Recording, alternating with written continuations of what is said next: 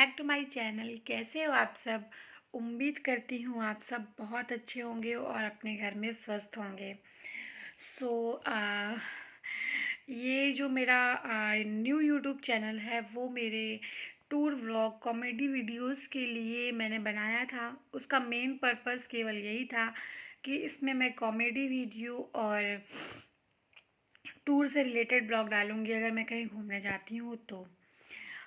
But मैंने सोचा कि घूमने जान कॉमेडी वीडियो तक तो ठीक है, बट घूमने जाना रोज़ रोज़ तो पॉसिबल नहीं होता है, इसलिए मैं उसमें कुछ और कंटेंट ऐड करती हूँ।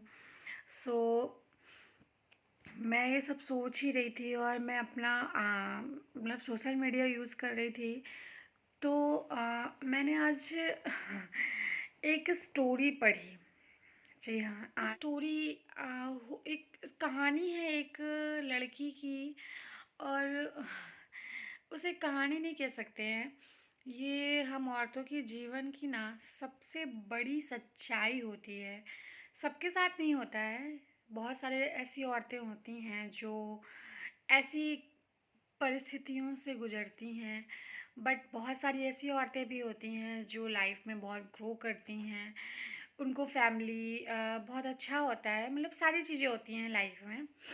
सो मैंने वो स्टोरी फेसबुक में पढ़ी, तो मेरा मन किया कि आप लोगों के साथ शेयर करूं और उस लड़की की कहानी बताऊं। मतलब एक कहानी ही है वो, बट मेरे दिल को छू गई वो, तो मैंने सोचा आप लोगों के साथ शेयर करना तो बनता है। तो आते हैं हम अपने मेन टॉपिक पे। हो सकता है मैं अपनी बात अच्छे से आपको समझा ना पाऊँ, इसलिए आप लोग प्लीज़ मेरी फीलिंग को समझना। एक लड़की की कहानी है। एक लड़की होती है जो आ, अपने मायके में बहुत नाजों से पाली जाती है। बहुत प्यार से उसके माँ बाप उसको पालते हैं, बड़ा करते हैं। वो कहते हैं ना, असली मतलब एक कहावत होती है हम लोगों के यूपी में कि लड़कियों का मायका चाहे जितना भी गरीब हो, लेकिन उन्हें वहाँ पे राजकुमारियों की तरह ही रखा जाता है। सिर्फ अच्छे कपड़े देना, अच्छे खाना खिलाना ही एक फैमिली माँ बाप का अच्छे कोई वो नहीं होता है कि जो माँ बाप अच्छा खाना खिलाते हैं, अच्छे कपड़े पहनाते हैं, वही लड़कियाँ राजकुमारी होती हैं। ऐसा बिल्कुल नहीं होता है। अच्छे संस्कार मिलना, अच्छी परवरिश होना और अपने माँ बाप से बिना स्वार्थ का जो प्यार मिलता है ना, वो हर लड़की को अपने मायके से ही मिलता है। इस लड़की की भी वही कहानी है। इस लड़की को भी अपने माँ बाप के यहाँ से बहुत प्यार मिलता था मायके में, और बहुत अच्छे से वो लड़की पाली जाती थी। हालांकि लड़की बहुत ही मतलब गरीब फैमिली से थी, फिर भी उसके माँ बाप उससे बहुत प्यार करते थे। और जैसे जैसे वो लड़की बड़ी होती है, उसकी शादी होती है, उसके माँ बाप उसकी उसकी शादी के लिए अपनी तरफ से बहुत अच्छा करते हैं। जैसे ये सारे माँ बाप चाहते हैं अपनी लड़की की शादी के लिए, वैसे उसके माँ बाप भी उसकी शादी बहुत अच्छे से धूमधाम से करते हैं, जितना उनके पास हो सकता है। और सबसे पहली बात तो मैं इस कहानी को आगे बढ़ाने से पहले ये ज़रूर कहूँगी कि आप लोग प्लीज़ इसे गलत वे में ना लें। सारी लड़कियों का ससुराल एक जैसा नहीं होता है, कुछ अच्छे भी होते हैं, बट आज हमारे जो समाज है ना, यहाँ पे कुछ घर वाले, कुछ फैमिली वाले होते हैं। बस मुझे वो कहानी अच्छी लगी, इसलिए मैंने आप लोगों के साथ शेयर करने की कोशिश की। प्लीज़ इसे गलत वे में मत लीजिएगा। वो भी लड़की अपने मायके से ढेरों सारे सपने लेके आती है अपने ससुराल, और यहाँ पे खुशी खुशी अपना जीवन बिताने लगती है। जैसा कि एक लड़की की लाइफ में शादी के बाद बहुत सारी चेंजेस होते हैं, उसकी भी लाइफ में बहुत सारे चेंज हुए हैं। मैं एक बात और कहूँगी कि जो लड़की थी, जब वो ससुराल से सॉरी मायके से अपने ससुराल आई थी, उसका भरा पूरा परिवार था। सास ससुर, जेठ जेठानी, नंद नंदोई और उसका हस्बैंड। एक लड़की अपने मायके से ये अरमान लेके आती है कि वो अपने हस्बैंड के सहारे अपना जीवन गुजारेगी। उसकी लाइफ में भी बहुत सारे चेंजेस हुए, बट उसने सारे चेंजेस को खुशी खुशी एक्सेप्ट किया। और अपने घर को, अपने ससुराल को अपना सब कुछ समझ के एक लड़की सारा जीवन उसी पे बिताती है, और वो भी लड़की ऐसा ही करती है। धीरे धीरे उसकी शादी को ना काफ़ी टाइम हो जाता है। लाइफ में बहुत सारे चेंजेस होते हैं, बट वो सब चीज़ एक्सेप्ट करती है। जो जैसा बोलता है फिर भी वो सब सुनती है, सब सहती है, और फिर भी वो खुशी खुशी रहती है। और फिर क्या होता है ना कि शादी को उसके मतलब 4-5 साल हो जाते हैं शायद, और उसे कोई बच्चा नहीं होता। कुछ टेक्निकल इशू की वजह, उसकी बॉडी की कुछ इशू की वजह से, या जो भी रीज़न रहा हो, तो उसकी वजह से उसको बेबी नहीं होता है। और हमारा जो समाज है वो, अगर शादी के 2 साल बाद समाज से, घर से, हर जगह से ना ताने मिलने लगे थे। फिर भी वो चुपचाप सारी चीज़ें सहती रही। पता है क्यों? क्योंकि लड़की के लिए उसका जो परिवार होता है, उसका जो हस्बैंड होता है, पति होता है, अगर वो अच्छा है ना, तो दुनिया कुछ भी कहे, वो चुपचाप खुशी खुशी हंसी खुशी सब सह लेती है। वैसे ही उसने भी सारी चीज़ें अच्छे से सब सही। और धीरे धीरे क्या होता है ना कि हर चीज़ों पे पाबंदी लगाई जाती है हमारे समाज में लड़कियों को। आप ऐसे चल नहीं सकती, आप शादी के बाद शॉर्ट्स नहीं पहन सकती, आप शादी के बाद ऐसे रहना होगा, सर पे पल्लू करना होगा। बहुत सारी चीज़ें होती, तो बहुत सारी पाबंदियाँ हुई।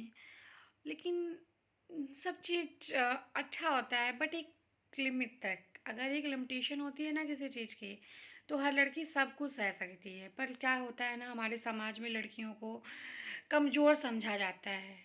पर लोग ये भूल जाते हैं कि जो लड़की एक बच्चे को जन्म दे सकती है ना, वो कुछ भी कर सकती है।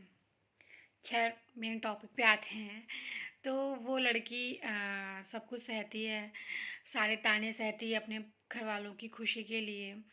बहुत सारी चीज़ें होती हैं लाइफ में उसके, बट ठीक है। बट एक टाइम ऐसा आता है ना कि जब उसे परिवार के साथ साथ अपने हस्बैंड का भी सहारा नहीं मिलता, और वो एकदम टूट सी जाती है। उसे अपने हस्बैंड से भी बहुत सारी चीज़ें सुनने को मिलती हैं।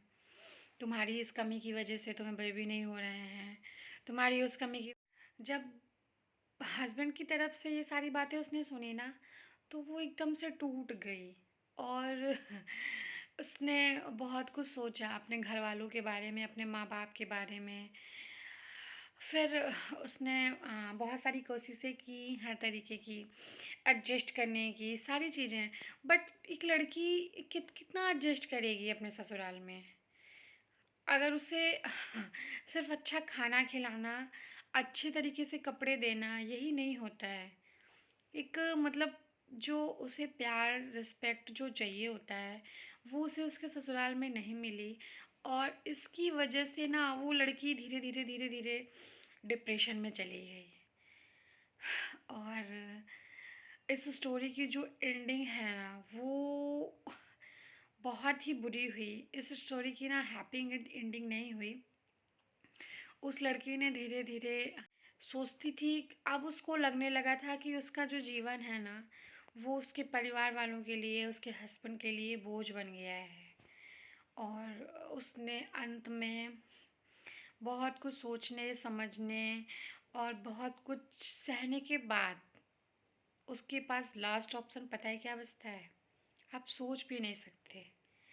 उसके पास जो लास्ट ऑप्शन होता है ना, वो मैंने जब ये स्टोरी सुनी, या मतलब सॉरी पढ़ी, तो मुझे मतलब एक अजीब सा धक्का लगा। आप समझ सकते हो कि उसका लास्ट जो ओपिनियन जो लास्ट में रहा होगा वो क्या था। उसने थक हार के अपने फैमिली प्रेशर में, सब चीज़ों के दबाव में आकर सुसाइड कर लिया। और एक हंसती खेलती मुस्कुराती लड़की इस दुनिया से चली गई। जैसे उसके माँ बाप को छोड़ के शायद ही किसी को कभी कोई फ़र्क पड़ा होगा। यही है हमारा समाज, जो लड़कियों को बढ़ावा नहीं देता। ये इसी के साथ मैं अपनी स्टोरी की एंडिंग करती हूँ। और आपसे रिक्वेस्ट करती हूँ कि इस वीडियो को ज़्यादा से ज़्यादा शेयर करें। अगर आपको अच्छा लगता है तो प्लीज़ लाइक, कमेंट और शेयर, सब्सक्राइब करना ना भूलें। और एक चीज़ मैं ज़रूर कहूँगी आप सब लोगों से कि प्लीज़, एक लड़की अपना मायका, अपना घर छोड़कर अगर आती है तो हमें उसे कुछ टाइम देना चाहिए, उसे समझना चाहिए। क्या एक लड़की की कोई खुशियाँ नहीं होती हैं शादी के बाद? कोई अरमान नहीं होते हैं?